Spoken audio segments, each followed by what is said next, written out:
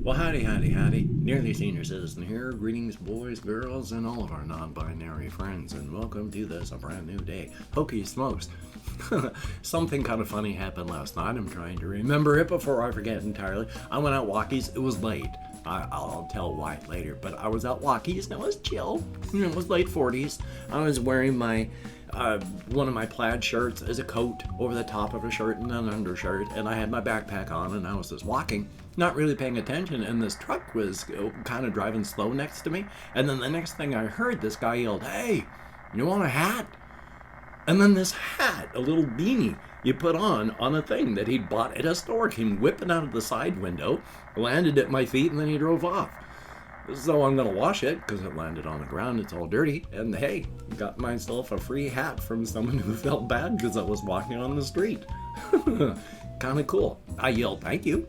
Picked it up, put it in my backpack. So kind of cool. And hey, really quick, of course, YouTube algorithms and front loading of the video. If you could toss me a like, that would be very, very cool. I'd appreciate all the positive validation I get. If you could subscribe to the channel, if you haven't yet, that would be very, very cool. If you could leave me a comment, I love comments. I thumbs up and I like each one that I read, and I try to answer as many as I can. And of course, I would like to thank each and every one of my Patreon patrons. These beautiful and awesome people are literally beautiful and awesome, helping to keep me alive. That is appreciated. I am disabled, I am unable to work, and I get paid like once a year for all of my YouTube videos. Like $100 once a year. So if you could help out, that'd be very awesome. These people are very, very cool. Thank you so very much. Yay, front loading a video over. So yeah, it was a nice walk, but it was late. I spent a lot of time just hanging around with my housemates yesterday. We had a lot of oil dabs, THC concentrate, and my one housemate had gotten the game Dying Light for his Xbox, and I just watched him playing Dying Light for like 2 hours before my back just was destroyed because it wasn't a good chair I was sitting in. But it was good, very tense game. I've got it, I've played it a little bit years ago, but I haven't really gotten very far. It's freaking tense, and boy, oh boy, it sucks. That would really suck to be stuck inside of a city where if you try to escape, the people outside the city shoot you. And you're stuck inside of a town, a giant city that's been abandoned. It's filled with zombies, and you've got to survive. Ugh. So yeah, it was pretty tense. I should play it again. But I got so many games. So much to do, so little time. Thumbs up for that. There was some more that I actually can't remember, but if I can, I'll talk about some of that. I'm just looking on my list here because I've got all sorts of various things that I want to talk about. Some of them having to do with my setting, some of them just having to do with life out here. I mean, there's not a ton. I spent most of my day yesterday. The day went slow because of my ADHD meds, so that was good. A day took a day to pass by. I like that. But I spent the first half of the day largely watching stuff, and then I fell asleep around noon for like an hour or so. At which point, that's when I went downstairs and just got oil dabs, talked, we laughed, and watched him play video games. And it was fun. It was good. Then I came back up here. Can't remember exactly what I did, but hours and hours and hours passed, and then I went back downstairs to do stuff so I could get ready to go Walkies, and ended up talking and having a few more dabs and watching more gameplay until I had to go out like 8 o'clock at night. Hokey SMOKES. So, pleasure and fun-wise, it wasn't a bad day. Getting stuff done, well, that was a little on the not getting stuff done side. So, it worked out, and it was good. And it was a good walk. I went for a nice walk, and yeah, so definitely a thumbs up on that. Could have been a better day physically. I wish I hadn't fallen asleep. And then, of course, I slept moderately well last night, and that's good. I was up at 2:30, had to visit the restroom. Oh, horrific gut pain. And then I sort of slept until like 5:30. Tossing and turning and going, gosh, I wish I was sleeping. And then half dozing for a while and then just being uncomfortable and being awake again. Until finally, I've been up since 5:30. But still, it's good. I metabolize, and it's a good thing to metabolize. Oh yeah, I also finally got my hair and beard trimmed down again, so everything's really short. Oh boy, is it so short and thin up here. My scalp is so visible right here. Ugh. Up until like 52 or 54, I had a volume of hair. I was having a shoulder length because I had volume to it, and then it just got really thin. So, oh well. Thumbs up for that. Still though, I mean, I've been existing, and that's good. I haven't played as many things as I would like to play. I do want to record more game stuff for my channel, and like, yeah, I've been falling off and not even doing the creative stuff, not because I don't want to, but because because I'm just, it's been a bad holiday season, and I'm crawling out of the depression that I've been in for months. Talked with my therapist about that. I have just been in survival mode. And when you're in survival mode, you don't worry about getting anything else done. You just gotta live through it. This holiday season, I've been in just solid survival mode. I'm coming out of it, and that's good. Yay! It is a good thing. Oh, just real quick, yes, Adam Troy Castro on Facebook is a science fiction, horror / whatever writer that I've been following, and his life he's like roughly the same age as I am, I think a couple years older. But his wife died suddenly, and he has been having just some horrific times. But he's also been dealing with it differently. And one of the things that he has been doing, there's a show by Ricky Gervais, I guess that's how his name is done, you know, the British comedian, that's called like The Afterlife, about a guy whose apparently wife died. And Adam Troy Castro has been watching that and just having absolute breakdown, sobbing, cathartic tears because of it. And it's helped him. So maybe I should check that out after all this time. We shall see. We shall see. Because I went and I passed that on Twitter, and then typed out my wife's full name, Jennifer Susan, which I hadn't done for years. And that made me cry for quite some time, just typing her name out and saying it out loud. Physical life is fun, isn't it? Grief and mourning. Yay! Which of course is why I have a love-hate relationship with I've talked about this with my therapist too, with a literary technique. I talk about this a lot. When it comes to fiction, I use death as humor a lot. I mean, I think a good funny punchline is where somebody gets their brain splashed across the landscape, and then their corpse falls to the ground in front of everybody who's absolutely horrified.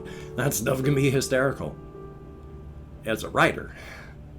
As a reader, I have a real love-hate relationship with it. I recognize it, I can laugh, and it also just bugs me because I don't like it. While at the same time, I do. So it's really an when I see other people do it, but I can't stop from doing it on my own. So, yeah. Part of it I'm using it cathartically because I'm starting to really use the pain and suffering part that others would feel afterward, but it's kind of a delicate balancing match. So, really quick, not really quick, but I'm going to start talking about fiction and my settings and all the various things that happen within them that I have been thinking about, if I can remember. I think about a ton of stuff while I'm out walking. But I can't write stuff down because I've got damage on this hand, and writing with this hand, my entire arm cramps up because I have to concentrate, and it hurts. And if I write something down, I have to remember to look at it, and I forget to look at it, and then I forget the pad, and then I forget the pencil, and I can try and make something a habit, do something every single night for 3 months, and I forget for 1 day, it's gone. So that part doesn't work. I want to have some sort of digital recorder thing. Going to try that out so I can talk into it and then listen to it afterward. I can do that. So I'm going to try that one day. But let's see if I can remember this now, because I've got this written. Part of it is with the whole cryptid setting, because I've been thinking about other types of cryptids too. I mean, I've talked about the various types. There are 12 types of cryptids that I've tried to basically classify the world's cryptids into. And there are some that are people who change. If you have those extra universal chromosomes that are activated by the cryptid energy that leaks out of some doors on the outside, then your genes can express. Things like the main character I'm talking about in this one story, James Baker, who becomes a Bigfoot type. He's an individual Bigfoot type. A lot of people who change that aren't 13th kind and so have a lot of that cryptid programming, well, largely they go out searching for other Bigfoot types in the wild and then join a tribe. And that's also the thing that happens in the cryptid setting, in the outside Razor's Edge thing that I've got. All sort through this world on the outside, there are tons of cryptids. Huge, like colonies and civilizations of Bigfoot types out in wooded areas and around the world, you know, the abominable snowmen type and various Sasquatch Yeti types. There are various types all around the world, but they're just that type. Of course, that also includes things like Mothman is a cryptid, but he's Mothman, well, they? I guess it'd be more of a they since it's a cryptid. Mothman would be an individual type of cryptid, but a type of cryptid. And when your external universal chromosomes express, you could become a cryptid like Mothman. Again, if you got the programming, then you're semi-stuck. You have to follow your programming. Now, your mileage may vary. You may be so buried under scripting and programming that there's barely a person to ever be determined. Some of them have very light programming, but it's still there. It's the 13th kind that have no programming. They have a human mind in a non-human body and brain, so the mind, which is a function of brain, changes, melts, and molds into the shape given to it by the new brain, which is still 95% human, just those 5% changes. So you got those 13th kind cryptids that are absolutely the person that they used to be with slight changes as they adapt into their new body. But yeah, they have zero cryptid programming, which is, of course, the blessing and the curse, because they have to devour human beings to survive instead of absorbing the cryptid energy passively as most cryptids do. So yeah, there's all these things. What a Nessie, you know, the Loch Ness Monster type, that's a whole type of cryptid. There's the various types of mythological cryptids, which includes ghosts, and even like the Japanese mythology ghosts, where it's like, you know, a bad thing happens in a house. If the house is haunted, it's not a ghost, it's a situation. Like the movie The Grudge, we make The Grudge into this, there's this thing doing it, but it's not a thing. A lot of Japanese mythology that way is like a cursed situation. Someone dies in a house, that's a cursed situation. It's not necessarily a particular creature there. That's a special type of cryptid. It's still a mind, it's still a being, it's still there, but it's a different type. But even the ghost types, I mean, they're supernatural. They can't become, they're not supernatural. It's still scientific. There are recordings of a human mind impressed upon the matrix of the cryptid energy that slowly fades over time, but until then they feel and act like a human being. A ghost. But they're not a ghost. But you could have the programming. But if you are that kind of cryptid, you'll never become a 13th kind. You have no physical body to feed. So you can't eat anyone. You'll never be a 13th kind. You'll always be buried under cryptid programming. Let's see if I got anything else in here. Well, there is one minor thing in the short amount of time I've got. I spend a lot of time talking about the King and Crimson, the Crimson Kingdom, their technology, their plans, how they're spreading out through the inside, how they're using their technology to help stabilize the Razor's Edge, and they're even pressing out into the outside where we are. But I can't forget that there's also, you know, the Pale King, who lives in the Pale Domain, who is an asexual, genderless being that looks both old and young, and they have their own kingdom, which is rivaled in size by the Crimson Kingdom, but they're a huge place as well. And then just as large, though just as crazy as modern Europe, the Association of Sovereign Free States. Now they're going to get chewed up by this military invading force, so don't have to spend too much time on them, but they're not all going to be just torn apart. Something will survive, so I do have to work on that. And I've opened up 24 hours worth of comments in my community tab. Going to go through and thank however many people have left me comments. It's never many anymore, but anything more than 0 is thoroughly awesome. If I mispronounce a username, no disrespect is intended. And even though I count American Sign Language, well, with my depression, fibro, and more, oy vey. So let me call my Chrome. And we have WOGESHWARAN, thumbs up, and I'm very sorry that you have lost your grandfather. I hope that I can help you through any hard times you have. Confused Owl 29, good to see you in the comments. We have Jamie Cool. It is entirely possible that I missed the point of the song. Guess what? I am a human being, you know, and it happens. There is MIAKODA Lamarche, thumbs up and thank you. SOSAFOUAN period, WD period Gaster, thumbs up and thank you. Ice Damon, greatly appreciated. Ben B, thumbs up and thank you very, very much. Good to see you in the comments. We have Lord of Sadness. Heck of a name, thumbs up and thank you. Noah TEG, thank you very, very much. It is greatly appreciated. And that is it. 9 people in the last 24 hours who left me comments. Thumbs up and thank you all. It is appreciated to no end. Definitely a thumbs up on that. And of course, I don't know what device you're watching this on, so I don't know where the video description is, or even if you can read it. I sometimes watch videos on my PS4. I can't see any video descriptions or read comments or see comments. I get videos, video titles, that's it.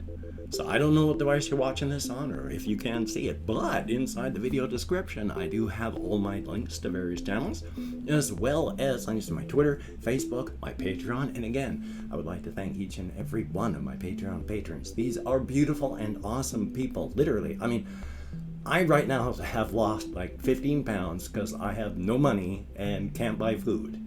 So for a very long time, I have been at 200 and above.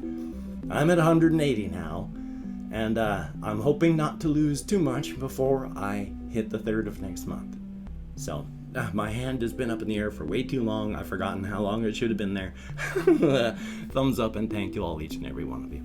If you'd like to help me out without becoming a patron, I do have a PayPal link down below, and if you'd like to help me out without sending any money at all, there's an Amazon wishlist link with like cat food and a plushie on it. If you could check that out, that'd be awesome. Now, of course, don't feel obligated. I don't feel entitled, and if you can't or you don't donate.